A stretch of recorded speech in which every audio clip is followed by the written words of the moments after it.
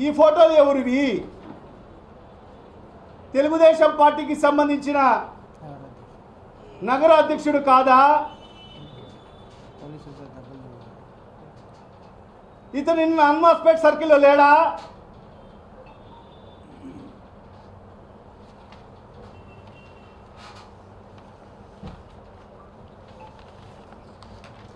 ఇంకొక వ్యక్తి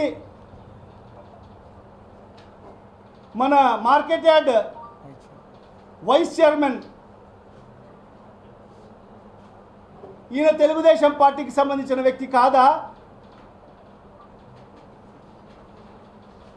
అంటే ఇరు వర్గాల నుంచి ప్రాతినిధ్యం వహించింది ఎవరు? ఆ వర్గం తరఫు నుంచి నగరాధ్యక్షుడు ప్రాతినిధ్యం వహిస్తే మరి ఈ వర్గం తరఫు నుంచి మార్కెట్ యార్డ్ వైస్ చైర్మన్ ప్రాతినిధ్యం వహిస్తాడు. ఇది ఎక్కడి రాజకీయము?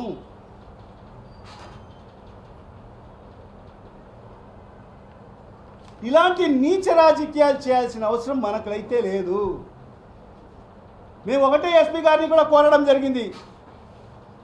ఎవరైతే కారకులు అయ్యారో వాళ్ళను శిక్షించండి.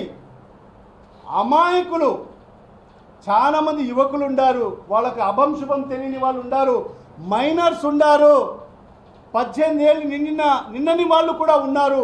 వాళ్ళందరినీ కూడా పోలీసులు మరి అక్కడ వాళ్ళు ఉన్నారని చెప్పి వాళ్ళకి అందరికీ కూడా స్టేషన్లో బంధించడం జరిగింది.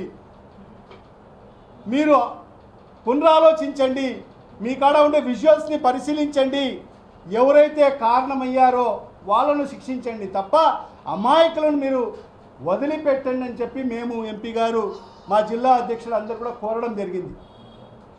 ఇది మా నిజాయితీ. ఖచ్చితంగా ఇవాళ ఒకటే నేను చెప్తున్నా, ఇలాంటి కష్ట సమయంలో మనమందరం కూడా సమన్వయంతో ముందుకెళ్లాల్సిన అవసరం ఉంది. భవిష్యత్తులో ఇలాంటి సంఘటనలు పునరావృతం కాకుండా మనమందరం కూడా సమయంతో ముందుకెళ్లాల్సిన అవసరం ఉంది. మరి అలాంటి సందర్భంలో ఇలాంటి నీచ రాజకీయాలకు ఎవరు కూడా తావు ఇవ్వకూడదు. రాజకీయాలు అంటారా? రాజకీయాల సందర్భంలో రాజకీయం చేస్తాం, మేము రెడీ. ఎన్నికలు అంటారా? ఎన్నికల సందర్భంలో మేము సిద్ధం, అప్పుడు చూసుకుంటాం రాజకీయాలు.